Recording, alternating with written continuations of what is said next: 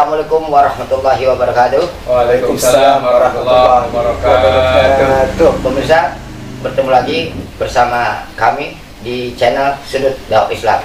Tentunya channel kami adalah Sudut Dakwah Islam, bukan yang lain. Untuk kali ini adalah kita akan menghadirkan dua sosok manusia yang adalah sosok keturunan Adam dan Hawa. Beliau adalah ahli surga insyaallah. Amin, amin. Ya, dua ustadz, kali ini kita akan mengambil tema yaitu menyongsong hari esok menjelang bulan Muharram 1444 Hijriah. Namun sebelumnya, bagi pemirsa sekalian, sebelum kita membahas kajian oleh ustadz kita dulu, kepada kalian dahulu. Ini ustadz di sebelah kiri saya adalah Ustadz Dr. Andes Fauzan, SPDI, MPD ya. Beliau ustadz muda, memang ganteng Pak Ustadz ya. Iya. Ganteng seperti saya Pak Ustadz ya. Iya, aminin aja dah. Ustadz ya. Iya. Gimana Pak Ustadz? Alhamdulillah baik. Ini saya baru pertama kali ketemu Bang Olid. Gimana aja sih Bang Olid? Ya, saya habis melawatan kunjungan ke beberapa negara Pak. Iya. Kunjungan, sebenarnya kemudian saya bakal kunjungan kembali lagi ke Indonesia. Ya ampun. Dan di kedua nanti segmen kedua juga, karena nanti juga ada yang diuraikan yaitu oleh Ustadz Dr. Junaidi, Ustadz yang memang tadinya muda, karena udah kembali tua, namun masih tetap kegantengnya nggak kalah dan masih setengah ganteng dibandingkan dengan saya yang setengah matang. Baik, Assalamualaikum Pak Ustadz. Waalaikumsalam warahmatullahi wabarakatuh. Dia adalah Dr. Andes Junaidi, SPD, MMMPD, MICOM ya. Jadi gini Pak Ustadz, kita langsung saja menyikapi permasalahan menyongsong. Terutama, mohon maaf izin Pak Ustadz yang tua ya. Silakan. Bukan Pak Ustadz yang tidak dulukan, bukan tidak menghargai. Iya. Namun kita berikan kepada yang muda dahulu. Yang tua ngikutin aja, tuturi Iya. Handayani. Tuturi Handayani. Pak Ustadz, Ya, tadi betul. kalau tema saya bacakan adalah menyongsong hari esok menjelang bulan Muharram. Iya. Apa sih pandangan Pak Ustadz tentang bulan Muharram ini? Oh. Sebelum saya mengajukan pertanyaan-pertanyaan, Oke. mungkin Pak Ustadz ingin disampaikan sesuatu uraian. Boleh, Bang Soleh. Oke, baik. Silakan. Assalamualaikum warahmatullahi wabarakatuh. Waalaikumsalam warahmatullahi wabarakatuh. Alhamdulillah wa syukurillah wa la hawla wa la quwata illa billah, amma ba'du. Rabbi shrah li sadri wa yassir li amri wahlul 'uqdatam min lisani yafqahu qawli. Amma ba'du. Pemirsa semuanya, para pendengar dan seluruh para pendengar di tanah air dimanapun Anda berada, kita pada hari ini hidup di hari esok kita akan mengalami yang namanya itu tahun baru Hijriah.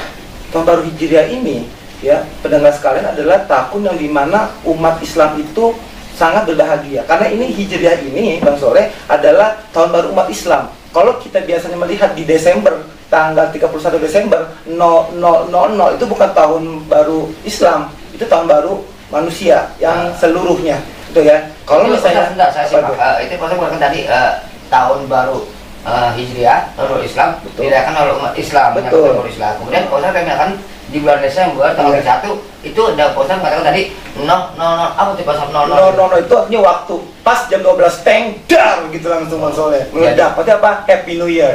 Maksudnya jam 12.00 itu artinya adalah masuknya 1 Januari. Oh, tahun baru Masehi seperti itu. Betul. Cuman dan itu bukan takbir ya. Dibuka. Petasan ya. Oh, ganti. Kalau takbir kita perlukan ya. Allahu Akbar, pergantian tahun ya. Oke, lanjut Pak Ustadz. Nah sekarang Bang Soleh, bahwa kenapa sih pertanyaan kita bulan Muharram ini adalah selalu dikaitkan dengan kalender pertama. Kenapa nih di bulan pertama Muharram di kalender Hijriah? Ya. Ini adalah ada beberapa ketentuan. Yang pertama tentunya bahwa Rasulullah ini menisbatkan bulan Muharram ini adalah Syahrullah, bulan Allah. Artinya adalah memang bulan Muharram ini adalah salah satu bulan yang dimana Allah haramkan untuk kita berbuat maksiat, Allah haramkan untuk kita berbuat zalim, Allah haramkan untuk kita berbuat apa yang Allah larang Bang Soleh. Itu namanya Syahrullah, bulannya Allah. Yang kedua, memang di bulan Muharram ini ada 4. Jadi Allah 4 bulan yang memang Allah muliakan. Pertama ada bulan Rajab, kedua ada bulan Muharram, ketiga ada bulan Zulhijjah, dan keempat ada bulan Zulkaidah. Ini adalah bulan yang dimana Allah muliakan Bang Soleh. Allah muliakan dan Allah haramkan manusia itu untuk berbuat dosa, untuk berbuat maksiat. Jadi fokus saja dengan zikir, dengan ibadah-ibadah yang Allah perintahkan. Itu yang kedua. Dan yang ketiga Bang Soleh, bahwa bulan Muharram ini adalah Rasulullah Shallallahu Alaihi Wasallam ini memerintahkan umatnya umat Islam untuk berpuasa adalah bulan 9 dan 10 Muharram. Dan memang Rasulullah ini bilang bahwa jika ada yang puasa 10 Muharram, kata Rasulullah, bahwa maka aku berharap pada Allah, tolong hapuskan dosa-dosa hambaku, umatku untuk 1 tahun sebelumnya. Jadi kita, dosa kita sebesar gunung pun, kalau kita berpuasa di 10 Muharram Asyura, itu kita akan diampuni oleh Allah Subhanahu wa Ta'ala. Dan memang Rasulullah bilang, kalau saya panjang umur, nih Rasul bilang kalau saya panjang umur, saya akan puasa 9 dan 10 Muharram. Tidak tahunya Rasulullah wafat, kan? Maka ini dijadikan hadis. Maka barang siapa yang puasa 9 dan 10 Muharram, maka Allah akan tempatkan dia di surga dan Allah akan mengampuni dosa dia di tahun sebelumnya. Itu kata Rasulullah. Ya. Itulah sayangnya Rasulullah kepada kita. Jadi kalau kita puasa 9 dan 10 Muharram, maka Allah akan ampuni. Tolong, kata Rasulullah, aku minta sama Allah, tolong ampuni dosa-dosa kita yang besar di tahun sebelumnya. Nah, itu yang keempat. Sekarang yang kelima adalah bulan suci Ramadan ini, bulan suci Muharram ini adalah bulan yang dimana Allah larang kita untuk berbuat dosa, untuk berbuat maksiat. Tapi pertanyaannya, Bang Soleh, kita kan manusia, bukan malaikat. Malaikat itu tidak pernah salah, dia selalu benar. Manusia itu bisa benar, bisa salah. Berarti boleh dong kalau kita berbuat dosa? Tidak. Maksudnya adalah manusia itu memang tidak lepas dari dosa, tapi manusia itu bisa saja nanti dosa itu dihapus dengan cara apa? Dengan cara istighfar. Jadi maksudnya Allah memerintahkan kita untuk tidak berbuat zalim, maksudnya fokus saja ibadah, berdoa kepadaku, zikir kepadaku, ibadah kepadaku, puasa yang banyak. Kenapa? Karena bulan Muharram ini adalah bulan yang aku muliakan di 12 bulan yang lainnya. Jadi ada 12 bulan, maksudnya ini ada 12 bulan, hanya 4 yang Allah muliakan. Muharram, Rajab, Zulhijjah, Zulkaidah. Itu Muharram. Gitu. Jadi tadi dikatakan artinya makhluk-makhluk Allah ini adalah kita termasukkan dalam hal yang sempurna. Ya. Di mata Allah tergantung keadaan keimanan dan takwa itu konsepnya dia. Dan kita sebenarnya sebagai manusia makhluk pada malaikat ya. Malaikat kan tidak dikatakan malaikat sempurna, tapi sebenarnya malaikat sebenarnya sudah sempurna daripada kita. Kita dikatakan sempurna Pak Ustaz tadi. Karena memang malaikat biasanya patuh dan percaya pada Allah. Kan gitu Pak Ustaz ini nanti. Kemudian nih Pak Ustaz tadi diceritakan tentang masalah Muharram. Kan Muharram itu ada 4. Seharusnya Muharram itu ada Pak. Termasuknya artinya bulan Ramadan adalah bulan termasuk bulan Muharram. Kenapa tidak diagung-agungkan dari mulai kali itu Pak? Ya, 4 saja. Tadi dikatakan adalah Rajab, Zulhijjah, kemudian Zulhijjah sama Muharram. Nah, itu apakah bulan Ramadan termasuk ke bulan Ustaz? Ya, memang ya. Maksudnya adalah di 4 bulan ini adalah Muharram, Rajab, Zulhijjah dan Zulkaidah. Ini kan memang bulan yang memang Allah muliakan. Bahkan Rasulullah menisbatkan Syahrullah, bulan Muharram, bulan Allah. Tapi Bang Soleh, kenapa Ramadan tidak dimasukkan? Ramadan itu adalah Syaidu Syuhur, rajanya bulan. Apa? Karena di bulan suci Ramadan lah diturunnya Al-Quran. Jadi Ramadan itu memang lebih istimewa. Memang di dalam 12 bulan itu, 12 Hijriah itu adalah hanya bulan suci Ramadan yang diturunkan Al-Quran. Makanya Ramadan itu dibilang apa? Sayyidu Syuhur, rajanya bulan. Kalau Muharram, Syahrullah, bulan Allah. Ramadan, Sayyidu Syuhur, rajanya bulan. Makanya Ramadan ini kenapa dia tidak dimasukkan? Karena dia lebih mulia dari 12 bulan Hijriah itu. Jadi 12 itu Ramadan lah yang sangat mulia. Karena apa? Diturunkannya Al-Quran. Jadi Muharram mulia, Zulkaidah mulia, Rajab mulia, terus Zulhijjah mulia, tapi tidak diturunkan Al-Quran di bulan itu. Hanya bulan suci Ramadan saja yang diturunkan Al-Quran. Makanya Ramadan itu Syaidu Syukur, rajanya bulan. Artinya bulan Ramadan adalah rajanya bulan, ada bulan kemuliaan itu sendiri ya. Karena diturunkan berdasarkan dari turunnya Al-Quran. Dikatakan walaupun bulan-bulan yang tadi bulannya Allah itu memang sempurna dan baik semuanya Allah turunkan. Namun untuk hamba-hambanya Allah ini bulan Ramadan adalah bulan yang paling mulia karena diturunkan dengan Al-Quran. Betul Bang Soleh.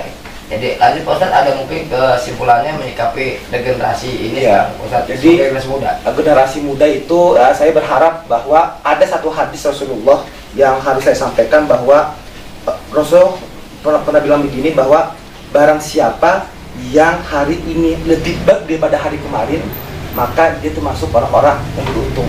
Tapi Rasulullah bilang, barang siapa yang hari ini lebih buruk daripada hari kemarin, maka dia termasuk orang yang rugi. Jadi maksudnya adalah kalau hari ini kita belum sholat duha, belum rajin sholat duha lah yang rajin, walaupun 2 rakaat. Yang tadinya kita malas sedekah, malas beramal, di bulan Muharram ini yang tahun 1444 Hijriah ini beramallah, walaupun hanya sedikit. Maka apa? Allah lebih suka kita beramal sedikit tapi konsisten daripada kita beramal banyak tapi cuma setahun sekali. Allah lebih suka kita sholat duha 2 rakaat tapi konsisten daripada 12 rakaat tapi kita cuma sebulan sekali. Jadi konsistenlah kita itu untuk berbuat kebaikan. Jadi berbuat kebaikan itu adalah semampu kita. Kalau kita memang, aduh saya nggak bisa nih Ustaz nih, sholat tahajud berat. Bagaimana caranya? Kencengin sholat subuhnya. Kenapa? Sholat subuh itulah disaksikan oleh malaikat. Ustaz, saya belum bisa nih puasa Senin Kamis, saya belum bisa nih puasa Daud. Gimana caranya? Kencengin puasa Ramadan. Jangan sampai bocor puasa Ramadannya. Ustaz, saya belum bisa nih beramal nih, uang saya masih belum banyak. Kalau memang masih uangnya belum banyak, karena kan sedekah itu kan nggak hanya uang, bisa tenaga, bisa pikiran. Tapi kalau memang dikaitkan dengan uang, bersedekahlah walaupun sedikit, 1000, 2000 nggak apa-apa. Yang penting apa? Yang penting Allah suka, Allah ridho dengan harta yang kita miliki. Jadi bertakwa kepada Allah sekencang-kencangnya. Untuk generasi muda, jangan lakukan hal-hal yang tidak bermanfaat, nongkrong misalnya, terus kayak ngerokok misalnya, ya kan? Jadi ada pepatah begini nih Bang Soleh, ada pepatah di pepatah Eropa ya. Kalau engkau ingin merubah hidupmu, ini pepatah di Eropa nih, di hadis nggak ada. Kalau engkau ingin merubah hidupmu, rubahlah dulu 4 teman dudukmu. Maksudnya kita benar. Kalau kamu ingin merubah hidupmu, ya, maka rubahlah 4 orang teman dudukmu. 4 orang teman dudukmu. Untung kita bertiga nih. Iya, nggak 4 nih. Iya, maksudnya bertiga nih ya. 1, 2, 3. Tapi yang ketiga buat setan ya, bukan? Iya, bukan ya. 4 orang dudukmu. 1, 2, 3. Misalnya apa nih? 3 orang nih. Ngerokok, pasti yang satu ikut ngerokok. Pacaran yang pacaran 3 orang nih. Yang satu gengsi, pacaran juga. Terus apalagi nih? Terus sholat duha pasti ya yang satu ngikut dong sholat duha dong. Nah, jadi kalau kita ingin rubahlah hidupmu dan rubahlah 4 orang teman dudukmu. Makanya benar kata Rasulullah, kalau kita berteman sama orang yang minyak wangi, pasti kita akan dapat wanginya. Benar kata Rasulullah, kalau kita ingin baik, kalau kita ingin jadi orang baik, memang nggak bisa sendirian. Kita harus cari teman yang baik juga. Ya, Ustadz, saya kan mau hijrah nih, kan mau harapkan hijrah nih. Ya. Tapi saya belum punya teman. Katanya nggak apa-apa. Kita tuh dulu SF dulu, tau nggak SF? Apa tuh? Single fighter. Single fighter. Kita sendiri dulu, nggak apa-apa. Nanti minta sama Allah kasih teman yang lebih baik daripada itu. Memang berat. Kenapa sih, Ustadz? Hijrah ke tempat baik itu berat. Kenapa? Masuk surga butuh perjuangan, proses.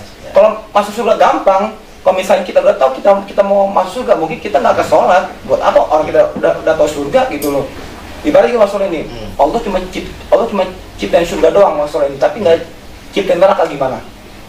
Ya orang sholat surga, nggak sholat surga. Atau sebaliknya nih. Nggak ada rasa keadilan. Iya, orang atau sebaliknya nih, Allah cuma ciptain neraka aja, tapi nggak ada surganya. Sholat neraka nggak sholat neraka. Makanya Allah ciptain surga neraka ini apa nih? Untuk perbedaan. Kalau kamu mau masuk surga, ini lo amalannya. Kalau kamu mau masuk neraka, ini lo perbuatannya. Ada tiket-tiketnya. Hanya apa? Allah sudah kasih tahu. Allah udah kasih jalan, tinggal kita yang menjalankan. Gitu.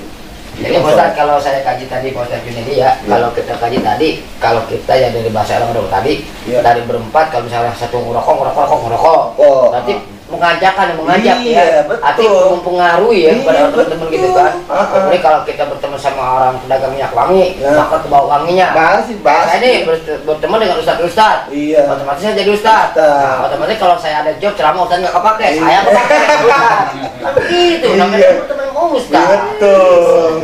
Itu dia namanya. Oh, jadi gitulah. Tadi katakan tadi Allah menciptakan surga dan neraka. Kemudian bagaimana kita benar ada tiket tertentu. Betul. Termasuk tadi kamu perkuat, kencangkan bisa belum bisa beramal dengan baik, kencangkan dengan nasihat dan tinggalkan dengan maksiat. Seperti Ustaz Junedi dia. Kencangkan kalau kamu belum bisa tahajud, kencangkan subuh. Di mana subuh itu adalah para malaikat turun dan doa kita akan dijawab oleh Allah Subhanahu wa taala saat itu ya Pak Ustaz kemarin.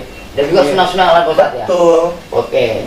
Pemirsa, di bagian tadi adalah beberapa tausiah yang disampaikan mengenai menyongsong hari esok dari generasi muda yang disampaikan oleh Dr. Andes Fauzan, SPD, MMPD. Namun berikutnya tentunya sebelum kita mengalami tua, tentu kita muda dulu. Namun setelah kita muda, kita akan mengalami tua seperti yang maaf, saya ngomong dulu. Assalamualaikum Ustaz. Waalaikumsalam warahmatullahi wabarakatuh. Tentunya Pak Ustadz Junaidi, saya tidak mengatakan Pak Ustadz adalah Pak Ustadz yang tua, tapi Pak Ustadz adalah Pak Ustadz yang tidak muda lagi. Oh, iya. Mohon maaf Ustadz. Sama aja. Jadi tadi tentang regenerasi menyongsong hari esok bulan Muharram yang sudah dipaparkan oleh Ustadz Fauzan tadi. Dari Pak Ustadz Junaidi sendiri nih Pak, tentu ada versi beda Pak menyikapi bagaimana soal ini Pak. Baik. Izin Ustaz. Ya, silakan Pak Ustadz Junaidi. Assalamualaikum warahmatullahi wabarakatuh. Waalaikumsalam warahmatullahi wabarakatuh. Bismillahirrahmanirrahim. Alhamdulillahilladzi wa'ada lil mu'minina fid dunyal izzah lima jahadu haqqa jihadi fi a'lai kalimatihil azizah. Amma ba'du. Bapak, Ibu, kaum muslimin yang dirahmati Allah serta seluruh pemirsa di mana saja berada yang insya Allah senantiasa kita dimuliakan Allah Subhanahu wa Ta'ala. Alhamdulillah, puji syukur kita panjatkan kehadirat Allah Subhanahu wa Ta'ala. Hari ini kita telah berada di tanggal 1 bulan Muharram 1444 Hijriah. Baru saja kita melewati tahun 1443 Hijriah. Maka kita hadir di tempat ini dalam rangka dialog untuk bagaimana sikap kita ketika kita memasuki tahun baru Islam 1444 Hijriah. Salawat dan iring salam semoga senantiasa tercurah pada junjungan kita Nabi besar Muhammad Sallallahu Alaihi Wasallam beserta keluarga dan para sahabatnya, yang insya Allah kita semua baik yang hadir saat ini maupun seluruh pemirsa yang mengikuti acara ini akan mendapatkan syafaatnya dari Rasulullah Muhammad Sallallahu Alaihi Wasallam, di mana di saat nanti pangkat dan jabatan, harta dan kekayaan, popularitas dan ketenaran tidak bisa memberikan pertolongan kecuali syafaatnya Rasulullah Muhammad Sallallahu Alaihi Wasallam. Tadi kita sudah dengarkan paparan dari Ustadz Muda. Mau dengerin? Katanya Ustadz Muda tadi kan. Oh tadi. Oh saya pikir kagak tidur tadi Pak Ustadz. Kayak muda ini kali. Makanya bilang sekarang Ustadz tua. Ustadz tua, iya. Bukan. Ustadz tua. Iya. Ustadz yang muda nggak muda lagi. Ustadz yang muda lagi. Artinya Ustadz tadi sebelum kita bahas tadi ada 3 generasi. Ustadz muda, Ustadz tua, Ustadz ujur. Masya Allah. Ujung-ujung ngaku gimana sih? Ujung kita ngaku lah. Kan kita artinya membuat ilmu yang diberikan Allah. Tapi kalau saya sedang bergandengan dengan Ustadz Fauzan kayaknya nggak jauh. Nggak jauh, kayak bintang di belakang trotoar. Kayak trotoar gimana? Dekat kok gimana? Emang nggak jauhan, kalau saya mau deket kembang juga jadi. Oke lanjut Pak Ustadz. Kalau Ustadz Fauzan usianya baru 25 tahun, masih mengkal-mengkalnya. Wajar kalau muda dan tampan. Saya sudah 58 tahun, mungkin muda juga bilang, tapi bekas tampannya masih ada. Kalau ini Kalau saya yang usia sudah 60 lebih, kemungkinan tampan sudah pernah saya miliki, kegantengan saya miliki. Alhamdulillah semuanya sirna sekarang. Tinggal ujur gitu ya. Tinggal ujur tapi tetap amalan dan kita tetap kita tingkatkan oleh Pak Ustadz ya. Lanjut Pak Ustadz, yang setengah tua. Bagaimana? Bukan setengah tua, belum muda. Baru saja meninggalkan masa muda. Iya gitu. Sebentar Pak Ustadz, tadi Pak Ustadz bulan Muharram tadi sudah dilewati ya kan? Artinya kita mau melewati. Lewat mana tuh Ustadz? Lewat mana dilewati? Ini lewat sini tuh. Oke. Lanjut Pak Ustadz. Bagaimana sih kita menyikapi ketika ada pergantian tahun? Saya hanya menyampaikan satu ayat saja. Mudah-mudahan 2 jam selesai kita bahas. Insya Allah 4 jam nggak tuntas. Oh ditungguin. Allah berfirman dalam Al-Quran surat Al-Hasr ayat 18. Ya ayyuhalladzina amanu taqullaha wal tanzur nafsum ma qaddamat ligad wa taqullaha innallaha khabirum bima ta'malun. Dalam ayat 19-nya, wala takunu kalladzina nasullaha fa ansahum anfusahum ulaika humul fasiqun. Wahai orang-orang yang beriman, bertakwalah kamu kepada Allah, dan hendaknya setiap manusia selalu memikirkan apa sih yang sudah dipersiapkan untuk menghadapi hari esok. Dan bertakwalah kamu kepada Allah, Sesungguhnya Allah Maha mengetahui atas segala apa yang kamu lakukan. Yang tertarik dalam ayat ini perintah Allah kepada kita, apa yang sudah kamu persiapkan untuk menghadapi hari esok? Nah, ini aja yang kita bahas. Apa yang telah kamu perbuat untuk menghadapi hari esok? Jadi ketika pergantian tahun ini pas banget kita renungkan perintah Allah supaya kita selalu mempersiapkan hari esok. Dalam konteks ayat tersebut ataupun dalam membahas pengertian hari esok, nih saya pengen bagi 3 dimensi hari esok nih, Pak Soleh. Oh, 3 dimensi. 3 dimensi. 3 dimensi. Iya, kayak orang-orang kan ada 3D tuh ya. 3D. Ini kan berarti 3 dimensi, dimensi. Dimensi teknologi itu beda. Ini beda lagi. Tapi kalau kita 3 apa? 3 trio apa 3 efek? Kita trio apa nih? Ayo. SDI. Apa SDI? SDI sudut dakwah Islam. Benar. Apa 3 dimensi Pak Ustaz? 3 dimensi. 3 dimensi. 1 dimensi hari esok dalam arti selama kita hidup di dunia. Ya, sesuai dengan jatah usia yang Allah berikan kepada kita. Dimensi hari esok yang kedua adalah hari esok setelah kita meninggal dunia, di mana dunia akan dilanjutkan diisi oleh anak cucu keturunan kita. Dimensi yang ketiga adalah dimensi hari esok dalam arti hari kiamat, di mana setiap manusia akan mempertanggungjawabkan segala apa yang telah dilakukannya selama hidup di alam dunia. Ayo kita lihat satu-satu. Di mana lihatnya nih? No, di sana. Oh, di mana? Ada sini. Satu. Dengerin. Pelan-pelan aja, yang penting paham. Iya. Ya. Malum kalau bicara dengan menunjukkan tuh kita harus pelan-pelan biar gampang dipahami. Enggak, ini dia lagi mikirin ini kok Pak Ustadz nih nasi sama ayam katanya. Kapan kayak katanya. Kalau para pemirsa mah bisa mengulang-ulang kembali terus supaya lebih paham. Tapi kalau di sini kita harus pelan-pelan. Gitu ya, apalagi yang ada udah. Jadi dimensi pertama adalah dimensi hari esok dalam arti kita selama hidup di alam dunia. Ini kita hidup di dunia nih. Usianya jatah kita tergantung Allah menentukan. Ya, bisa kita usia 40 tahun, 50 tahun, sekarang udah 60 tahun kan ya. Ada bonusnya berapa tahun taruh utusan Allah, gitu ya. Ini masih muda, 25 tahun, tapi belum tentu jaminannya bahwa dia umurnya lebih panjang dari kita. Tahu salah kirim paket. Paket apaan dulu nih? Paket umur. Allahu Akbar. Iya, oke, silakan. Yang jelas sih kita mohon semuanya panjang umur. Amin. Ibadah. Saya juga memohon kepada Allah minta dipanjang umur semata untuk ibadah kepada Allah. Betul. Betul. Bukan untuk berhari ya Ustaz. Cakep. Jadi pertama ini kita hidup di alam dunia, apa yang harus kita perbuat? Kita masih diberi kesempatan oleh Allah ketika kita hidup di dunia sebelum kita meninggal. Selama hidup kita di dunia, keberhasilan seseorang hidup di dunia ditentukan oleh 2 hal.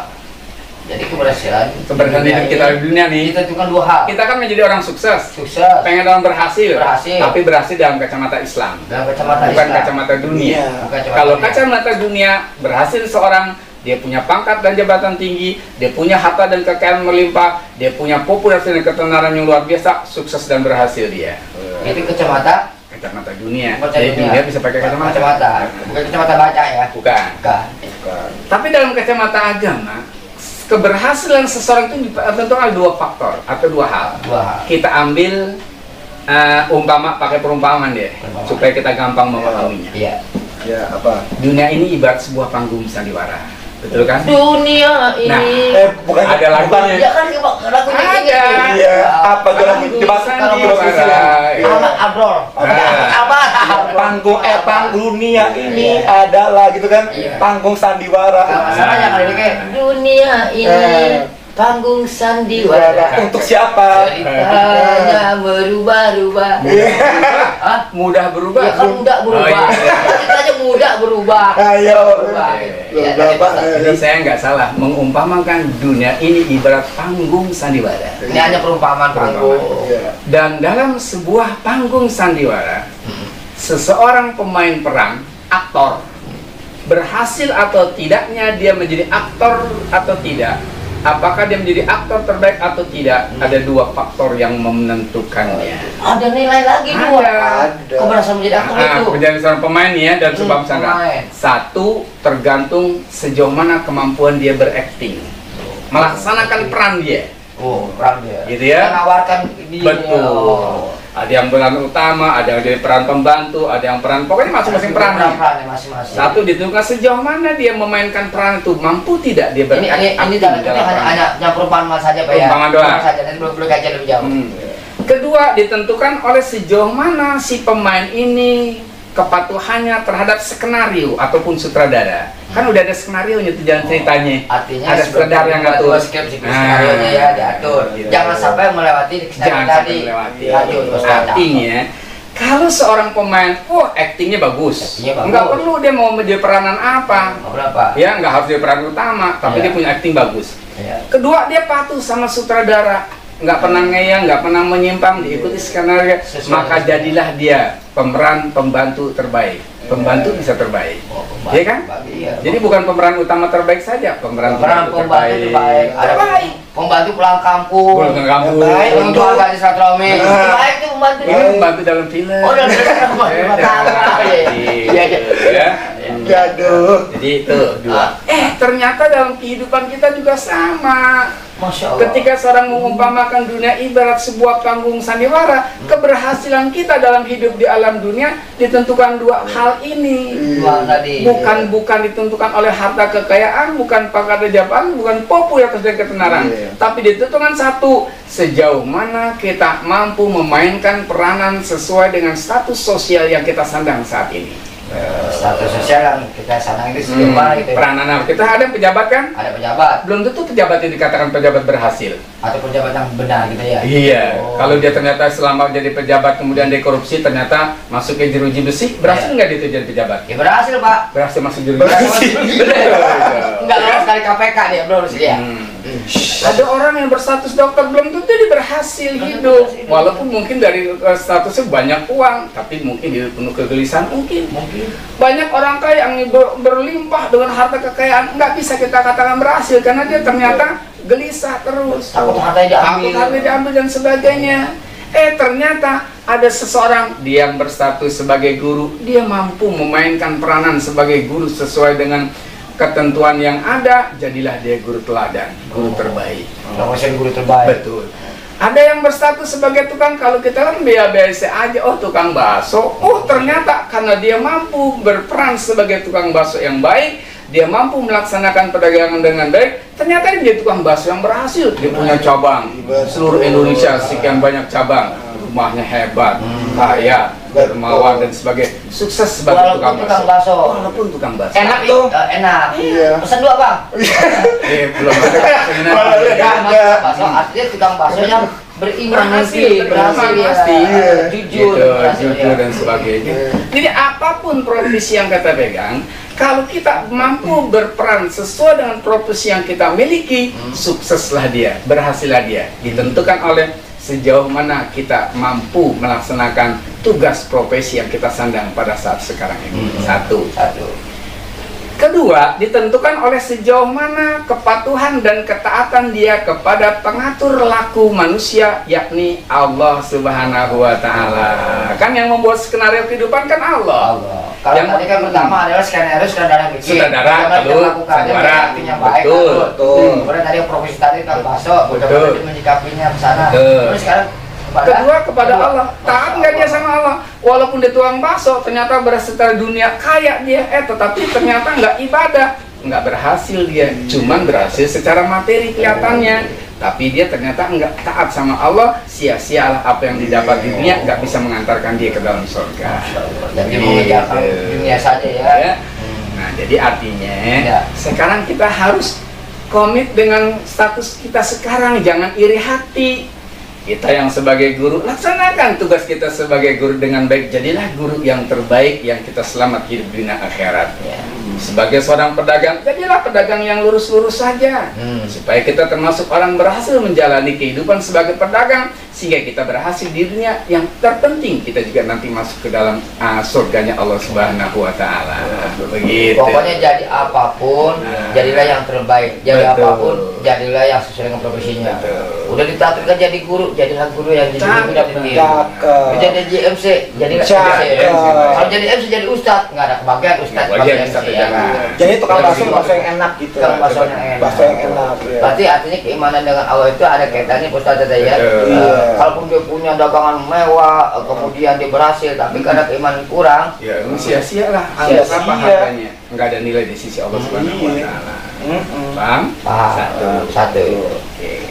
Ini masih panjang nih. Panjang. Silakan nunggu. Siapa namanya? Udah lapar, Bang? Belum. Enggak, ini gara-gara ngomong bakso jadi lapar. Oh iya. Baik, Pak Ustadz, sebelum kita lanjut ke permasalahan yang kedua tadi, pemirsa, sebelum kita lanjut tentunya kita dengar yang mulai. Udah. Udah. Oke. Kedua, ini hari esok dalam arti hari anak cucu keturunan kita nih. Kita udah meninggal. Anak cucu keturunan kita yang akan melanjutkan kedua. Kita nggak boleh dong egois. Gue sih yang penting hidup gue sekarang, gue happy aja, gue sukses, gue berhasil. Setelah gue mati, lu terserah mau jadi apa kan? Nggak boleh begitu sebagai muslim. Pikirin tuh anak-anak kita mau jadi apa nanti dia kalau kita udah meninggal nanti. Apakah dia menjadi anak yang memang tetap beriman apa tidak? Apakah dia menjadi anak yang sejahtera atau tidak? Kita pikirin tuh dimensi kedua. Dimensi kedua berarti kita memikirkan kepada anak kita, mewariskan. Betul. Artinya mewariskan ilmu yang baik yang pernah kita peroleh kepada kita ketika nanti kita meninggal atau meninggal. Kemudian gimana Pak Ustadz? Ada perkataan Apa? seorang penyair. Oh. Perkataan seorang penyair. Banyak ada. Ada yang ketiga. Ada ini ya. Saya teringat perkataan seorang penyair begini. Tabarrusu hatta akalna wa nahnu nagrusu hatta naqulan nasu ba'dana. Orang tua kita dahulu telah berbuat, kau merasakan hasil apa yang mereka perbuat. Maka berbuatlah kamu agar anak cucu keturunanmu merasakan apa yang kau perbuat. Umpamanya kata begini nih, umpamanya. Depan rumah kita ada pohon mangga. Pohon mangga besar, lebat, berbuah banyak, manis. Kita makan nih sekeluarga. Lagi kita makan, kita merasa gue kayaknya nggak nanam pohon mangga nih, tapi kok gue ngerasain manisnya pohon mangga gitu dah. Ya, ngomong gitu anaknya nih. Iya kita deh, maksud kita nih. Kita kan nggak nanam pohon mangga, tapi kita ngerasain tuh manisnya mangga. Taruhlah kita namu nih. Namu ya? Ya di rumah kita dah. Di rumah kita dah. Ketika kita merasakan manis, kita nggak merasa nanam pohon mangga. Itu siapa yang nanam pohon mangga tuh? Siapa? Orang tua kita dulu. Kan ini kita di rumah kita nih. Gitu ya. Rumah kita berarti apa kita rasakan tadi kita merasakan manisnya mangga, ada pohon mangga, buahnya lebat. Itu yang nanam bapak kita atau engkong kita tuh. Kita ngerasain sekarang kan. Sekarang Ustaz kalau pertanyaan tadi, kalau kita di rumah tadi di orang tua kita kan, kita pohon mangga tuh, yang kita rasakan kita nggak tahu tuh, nggak taunya orang tua kita nanam. Itu kan pohon nanamnya. Ini kalau manisnya orang tua kita manisnya benar Ustaznya. Manis yang manis itu udah Allah yang menentukan. Buah mangga itu manis, buah asem itu asem. Jadi kadar nilainya itu semuanya kadar rasanya Allah yang punya. Allah punya ketentuan. Nah sekarang kalau kita sudah merasakan buah mangga itu manis, kita merasa enggak menanam pohon itu, kita merasakan manisnya, kita tahu orang tua kita dulu yang nanam, tolong dong tanam buat anak cucu keturunan kita nanti, supaya anak cucu kita merasakan manisnya buah mangga hasil tanaman kita. Apapun yang ditanam ya, saya mangga juga ada tanam, anggur tanam. Jangan sampai nanti kita mati buah yang udah gede juga mati juga. Ya anak kita nggak bisa makan buah mangga. Kita tanam nih, kita kemudian apa namanya itu kita bikin generasinya nih pohon mangga. Artinya ada bahasa apa yang kita tuai, apa yang kita tanam itulah kita rasakan. Betul. Misalkan tadi orang kan nanam mangga, rasanya rasa mangga. Betul. Orang nanam jagung, rasa jagung. Orang mendem sendal, rasa sendal. Sendal nggak ditanam. Taruh ya? Taruh. Oh iya. Yang ada sendal ditaruh hilang aja dia tuh. Maaf jangan buka-buka air. Artinya begini. Sekarang kita merasakan nikmatnya iman, nikmatnya Islam. Kita bisa sholat, kita bisa ngaji, kita bisa bersedekah, kita bisa haji dan umroh, kita bisa baca Quran penuh dengan suara ketenangan. Apakah kita bisa seperti begitu saja dengan sendirinya? Kan enggak. Bapak kita nih yang ngajarin kita dulu. Yang ngajarin ngaji. Sehingga itu ngasih. Kita bisa ngaji. Orang-orang tua dulu nih yang nanemin kita iman dan Islam, sehingga kita menjadi muslim. Pejuang-pejuang kita dulu nih yang mensiarkan Islam di Indonesia, sehingga mayoritas Islam di Indonesia. Nah, Ustaz Junaidi nih, betul. Almarhum Haji Ismail nih, Ustaz nih, menanamkan kebaikan, menanamkan keislaman, sering ke masjid, seperti ini. Sering ikutin ke masjid. Betul. Harus ganti jadi kawin Pak Ustaz gitu. Regenerasi ya. Regenerasi. Nanti juga ada regenerasi juga. Sama itu loh. Kita berpikir anak-anak kita nih harus kita tanamkan dari generasi ke depan yang bisa membawa Islam. Waduh, jangan lah Pak Ustadz. Sama di bawah Masa ya. anak-anak kita tanam kan dari tadi Bukan anak ditanam, anaknya dikasih pemikiran. Kita tanamkan nilai-nilai Islam, itu bahasa banget Pak Ustadz. Anak kita tanam, memang anak kita pohon udah kita tanam. Kita tanamkan nilai Islam kepada anak-anak nilai-nilai kita, Islam supaya nanti tumbuh dan berkembang. Walaupun kita sudah meninggal, anak-anak kita punya iman yang mantap, punya Islam yang kuat, punya akhlakul karimah yang baik. Kita pertanggungjawabannya di akhirat tenang. Kenapa? Anak kita soleh. Bukan soleh ini bukan anak kita soleh. Ini soleh nih. Kadarnya mau lihat inta Pak. Ada takwa tadi dah kan. Betul. Anak soleh. Artinya begini. Kita kan orang tua terkadang salah kaprah nih, menyiapkan generasi penerus. Itu aja kalau sama enggak. Banyak. Saya salah banyak. Jadi kebanyakan begini nih orang tua. Orang tua selalu memikirkan anaknya dengan pertanyaan apa? Mata kuruna mimba'di. Apa yang akan dimakan anak saya di kemudian hari nanti? Mikirin perut, mikirin dunia. Sehingga yang kita bekelin anak, bagaimana orang tua bisa mewariskan harta kepada anak-anaknya, bagaimana orang tua bisa mendidik anak-anak dengan ilmu-ilmu dunia supaya nanti hidup sejahtera ke depan, bagaimana anak punya keterampilan. Makanya banyak orang tua yang buat sekolah anaknya di sekolah umum, berapapun dia dikeluarkan. Buat sekolah nari, ayo berapapun dibayarkan. Buat kursus bahasa Inggris, ayo berapa dikeluarkan. Buat ngajar ngaji, yang buat ngaji suruh ikhlas. Masya Allah. Salah kan itu kan? Artinya cuma dunia yang saya. Nah, dunia saja namanya. Terus gitu kan. Kemudian untuk karatnya tadi buat ngaji aja. Maka betul, ikhlas soalnya saat nggak mau keluar duit. Ya, itu ya orang tua yang hanya bertanya, mata kuluna mimba'di, apa yang akan dimakan anak saya di kemudian hari nanti. Jadi urusan dunia terus yang disiapkan. Padahal seharusnya orang tua bertanya, mata buduna mimba'di, apa yang akan disembah anak kita kemudian hari, yang disembah, yang dipikirin. Jangan sampai kita mati anak kita nggak nyembah Allah. Jangan sampai kita nanti mati anak kita nggak punya iman. Jangan sampai kita mati anak kita kagak sholat. Jadi mata buduna mimba'di, kita pikirin apa yang akan disembah anak saya setelah saya meninggal nanti. Tuh namanya kita menyiapkan generasi yang kedua nanti setelah kita meninggal, dengan generasi yang baik, yang kalau boleh kita ibaratkan begini, jadikanlah anak-anak kita yang kuat dalam iptek, tapi mantap dalam imtak. Artinya jadikan anak-anak kita memiliki ilmu pengetahuan teknologi, tapi juga mantap dalam iman dan takwa kepada Allah. Artinya kedudukannya perpaduan teknologi dunia kita punya, kemudian imtahnya ini iman dan takwanya dimiliki. Jadi nanti akhirnya kita akan melahirkan generasi penerus nanti. Bisa dong. Akhirnya melahirkan. Oh iya. Akhirnya nanti kita akan meninggalkan anak cucu keturunan kita di kemudian hari nanti menjadi anak-anak yang benar tapi juga pinter, yang pinter tapi juga benar. Benar tapi juga pinter. Artinya gini, pinter tapi juga benar. Anak ini pinter nanti, tapi dia benar melaksanakannya. Kan sekarang banyak orang-orang pinter tapi gak benar. Ada dua sekolah tinggi, jadi pejabat, korupsi, bener kagak? Bener korupsinya, bener, tapi ya bener, salah, ketangkapnya salah, udah, salah.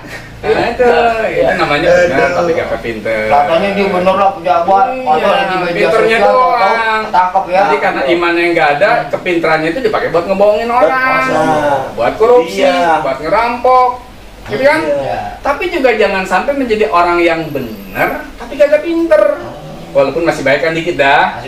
Bener nih, jujur banget. Pokoknya dibilang dia aja dah, nurut aja. Dia bohongin orang. Dibohongin orang? Gampang dibohongin. Namanya orang pilon. Apa pilon tuh? Arti pilon apa tuh? Pilon itu kayak kebo. Oke, kebo. Kebo ditutup hidungnya. Enggak, saya kira pilon yang catur, tau nggak catur? Biar tadi apa tuh namanya? Biar apa? Pilon itu yang di kapal, di pesawat kedua dari pramugari. Iya. Pilon. Jadi begitu, jangan sampai juga anak kita jadi orang yang benernya doang kita urusin, tapi kepikirannya kan nggak dibohongin orang mulu nanti. Berarti ada dua tadi bahasa pertama adalah mata Mata kuluna min Mata ba'di. kuluna min ba'di. Apa yang akan dimakan anak Apa saya? dibikin perut aja. Perut urusannya. Kemudian yang kedua mata. Mata buduna min ba'di. Apa yang akan disembah anak Akan saya? sembah anak saya. Iya, Oh, urusannya iman. Gitu ya. Jadi dimensi waktu yang kedua ini siapin anak-anak kita menjadi generasi yang imtak dan iptek. Oh, kalau saya sih alhamdulillah Pak Ustaz, anak saya udah saya siapin kalau pagi dah. Siapinnya beda. Pagi baris semuanya siap gerak, udah siap Terus gerak. ngapain? Itu sekolah dong. Oh, udah siap. Siapa maksudnya? Siap gerak maksudnya sebaris saja di absen. Itu menyiapkan barisan, Barisan. bukan menyiapkan generasi. Oh, itu menyiapkan generasi adalah menyiapkan ilmunya, menyiapkan ilmunya. Lanjut Ustaz. Sekarang kita persingkat waktu mempersiapkan hari esok yang ketiga nih. Hari esok dalam arti hari kiamat. Kita pasti akan masuk ke hari itu, hari kiamat. Dan hari kiamat itu adalah hari di mana kita akan mempertanggungjawabkan segala amal ibadah kita selama hidup di dunia. Nanti baru hasilnya kelihatan di akhirat nanti. Kalau kita di sini ahli ibadah, kenikmatan surga yang akan kita dapat. Kalau di sini kita banyak melakukan maksiat, mati kita belum sempat tobat, siap-siap mendapatkan pedihnya azab siksa api neraka. Apa yang mesti kita siapkan menghadapi hari esok? Sekarang perbanyak taska. Taska apa itu Pak Taska? Tabungan asuransi kampung akhirat. Taska, tabungan asuransi kampung akhirat. Iya. Tuh ingat namanya kampung akhirat. Nabung. Nabung. Tabungnya jangan dibaca doang gitu. Sedekah jariah ke masjid, kita buat bantu anak yatim piatu. Ibadah-ibadah yang kita lakukan tuh dalam rangka taska tuh menabung. Buat jaminan kehidupan kita di kampung akhirat. Asuransi kita tuh. Betul, jaminannya namanya taska. Betul. Kesempatan itu hanya bisa kita lakukan selagi Allah masih berikan kesempatan kita usia. Kalau sudah mati udah nggak ada lagi artinya apa-apa. Maka ada orang yang kaya raya ketika mati dia minta, ya Allah tangguhkanlah aku barang sesaat untuk bisa kembali hidup dunia. Untuk apa? Menjariahkan, mensedekahkan harta yang kau punya. Oh no, sudah ketutup pintu. Sudah habis. Nggak bisa. Dulu kemana saja kau? Mana saja kau dulu berpoya-poya. Makanya buat persiapan tabungan akhirat ini kan yang utama ada 3 nih yang harus kita. Tiga pertama tadi adalah menabung kepada. Katakan kullu mauludin iza mata Adam in koto amaluh illa min salasin. Kalau kita mati nih, mati anak Adam, kita manusia, putus amal perkara ibadahnya kecuali 3 yang ngalir terus pahalanya. Anak yang soleh, sedekah jariah, ada ilmu yang bermanfaat.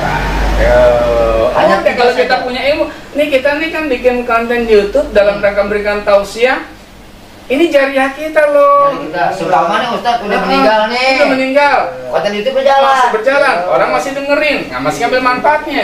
Ya kan saya bilang tadi umpama Ustaz udah meninggal. Jangan Ustaz bertiga dong. Kan saya bilang kamu ya, yang nggak pernah putus kan ilmu manfaat. Ini ya saya terusin. Jangan Ustaz duluan di belakang. Ini umur 62, jadi 58, tapi 25. Kalau mau juga hitungan umur mah duluan situ. Insya Allah gede ini masih tetap ngalir pahalanya, nggak usah khawatir, masih kebagian. Jadi Ustaz duluan nih istilahnya mendoakan saya duluan. Bukan sih, cuman kita ngalah yang muda-muda. Saya mengaku duluan kebagian rendah, saya duluan ya Ustaz jangan bersalah, biar doain sampai surga. Terus kalau nggak gitu saya mau doain tak. Terus gimana yang manfaat nih? Ya ini jariah kita nih. Jariah kita nih. Ya. Konten YouTube SD ini nih. Insya Allah kita ikhlas ridho, banyak keberkahannya, ini bermanfaat. Betul. Ya.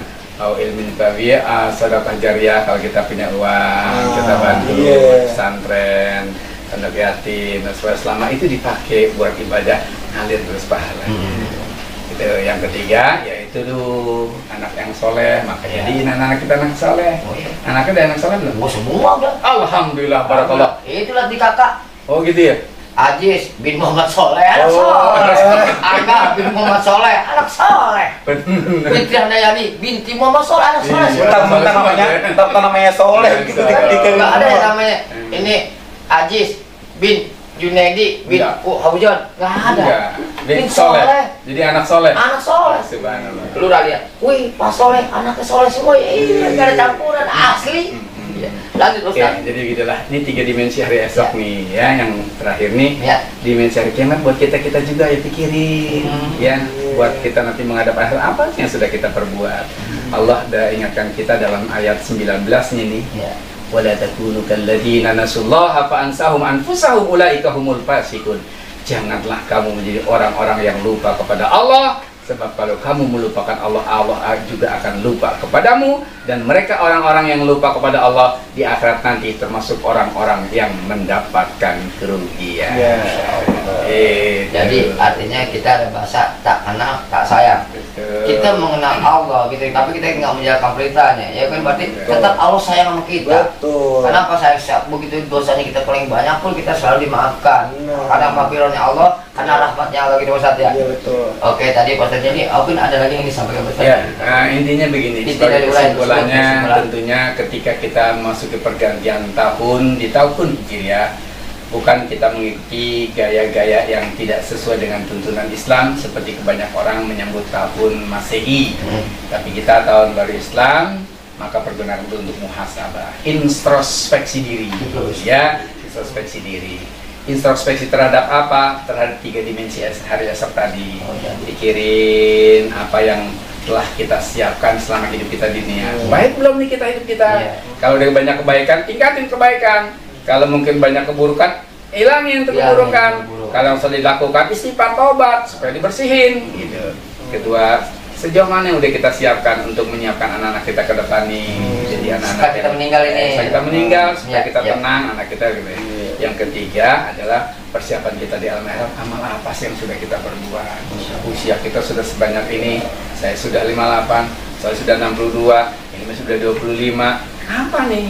Sebab rahasia Allah kematian itu kapan datang tidak bilang-bilang kepada kita. Kita siapkan diri kita. Ayo, sebanyak apa amal yang sudah kita persiapkan untuk menghadapi hari esok. Dan terakhir, jangan kita lupa kepada Allah dimanapun, kapanpun, dan saat apapun kita berada. Sebab kalau kita lupa, kita rugi. Orang yang ingat kepada Allah dimanapun dia berada, takut kepada Allah, tidak ada sejengkal tempat pun yang luput dari pengawasan Allah. Tidak ada sedetik waktu pun yang Allah lalai dari mengawasi hamba-hambanya. Niscaya ketika kita selalu takut sama Allah, selamatlah kehidupan kita dari melakukan perbuatan-perbuatan dosa. Begitu Pak Saleh. Terima kasih Pak Ustadz. Kemudian Pak Ustadz Fauzan tadi dari generasi muda nih, arti menyikapi Muharram tadi sudah diterangkan. Kemudian kesimpulan akhir dari yang Pak Ustadz kesimpulan menyampaikan pada generasi muda. Pada generasi muda memang kalau kita menyambut bulan Muharram ini berbanyaklah ibadah ya. Kencengin sholat wajib, tapi jangan lupakan sholat sunnah. Nah, sholat sunnah pun juga harus dikencangkan. Karena kenapa? Kan nanti Bang Soleh di akhirat, ketika dicek sama Allah, oh si fulan sholat wajibnya kurang, terus sama Allah dicek lagi sholat sunnahnya benar nggak? Pas sholat sunnahnya kencang, insya Allah masuk dalam surganya. Jadi memang benar kata Ustadz Dina ini, memang dunia, kalau kita kejar dunia memang itu nggak ada habisnya. Jadi kejarlah dunia, pasti nggak dapat. Kalaupun dapat pasti nggak banyak. Walaupun banyak pasti nggak puas. Walaupun puas pasti sementara. Tapi sebaliknya, kejarlah akhirat, pasti kau dapat.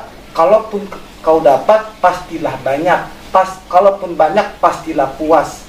Kalaupun puas pasti selamanya. Kalau dunia itu kita puas pasti sementara. Kita dapat uang 1 juta nih, besok juga habis. Tapi kalau akhirat pasti puas selamanya. Itu dia lah Bang Soleh kita. Filosofinya begini. Jika kau tanam padi, pastilah juga akan tumbuh rumput. Ya mau mungkin Pak, tanam padi pasti nunggunya lontong, nggak mungkin. Gimana filosofinya Pak? Jadi jika kau tanam padi, pastikan juga tumbuh rumput. Tapi jika kau tanam rumput, jangan berharap banyak, akan juga tumbuh padi. Kalau kita mengejar akhirat, dunia pasti akan ikut. Tapi kalau kamu kejar dunia, jangan berharap akhirat akan juga ikut. Begitu. Ada juga filosofi Bos dah. Kejarlah aku, kau tangkap. Arti kejar-kejar, artinya kejar aku, kau tangkap tuh maling yang dikejar. Nah ini kok masalah kejarlah aku, ini masalah cinta nih, berat nih. Panjang. Cinta adalah apa? Cinta adalah apa? Dialog antara aku dan kamu. Adalah dialog antara kan. Kalau kita mau cinta kan, kita kan harus dialog dulu baru cinta. Artinya iya. Kalau kita dulu dari mata ke hati ya. Kalau kita dulu nggak pernah main mata. Kalau pengen rumah pacar cuma pakai sapu lidi. Pengen kita tusuk ke pagar, udah tarik-tarik kan udah indah banget dah. Sekarang kelihatan. Itu masih mending. Kalau mau lihat di video call, Ya, di iya, video kan, call. di media sosial. Kalau dulu saya latih genteng mau calon tuh.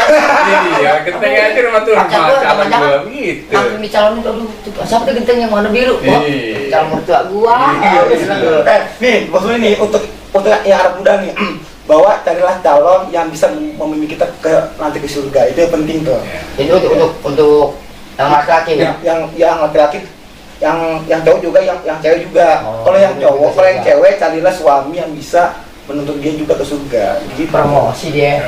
Ya kagak promosi juga, itu ada filosofinya Lagi gitu. nyari. Carilah calon yang tua yang nggak bisa dituntun lagi. Iya. Jangan sendiri. Pokoknya kalau mau cinta dialog dulu, kan kamu kalau nggak dialog muncul dialog, muncul cinta nggak mungkin. Iya. Gitu, iya. Ada bahasa dari mata turun hati ya kan, dari datangnya cinta kan gitu. Iya. Oke. Terima kasih pemirsa di mana saja berada, artinya apalah wabil khusus untuk pemirsa di sudut dakwah Islam seluruh di Indonesia. Jangan lupa sebelah ada saat ini silakan yang ingin subscribe dan like serta komen, dan ada yang pertanyaan silakan ditanyakan di Twitter kami, di Instagram yang nanti akan terpapang di monitor kami.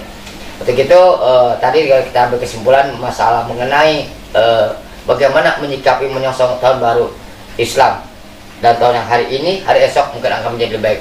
Dan tadi sudah dipaparkan oleh Ustadz Fauzan, Ustadz pemuda kita, juga oleh Ustadz Junedi sudah dipaparkan bagaimana pengkajian yang paparan tersebut. Oke, untuk itu pemirsa kami akhiri dulu untuk segmen kali ini, dan kita akan bertemu kembali di segmen berikutnya, tentu interaktif yang lebih geger, interaktif yang lebih berbobot, dan tentunya masih bersama di sudut dakwah Islam. Tentunya bersama Dr. Junedi dan juga Ustadz-Ustadz yang lain yang akan kita hadirkan sebagai bintang tamu. Untuk itu kami ucapkan terima kasih Bapak Ustadz Fauzan Sama-sama, kami, Soleh, sama dan juga Soleh. Dr. Junedi. Sama-sama, Mohon maaf Soleh. apabila seperti Oke, ini. Ustadz Junedi. Pemirsa lagi demikianlah ungkapan acara dari acara yang sudah dapat kami tampilkan. Semoga bermanfaat bagi kehidupan dunia dan akhirat. Untuk itu kami sebagai pembicara mengucapkan terima kasih. Wassalamualaikum warahmatullahi wabarakatuh. Waalaikumsalam warahmatullahi wabarakatuh.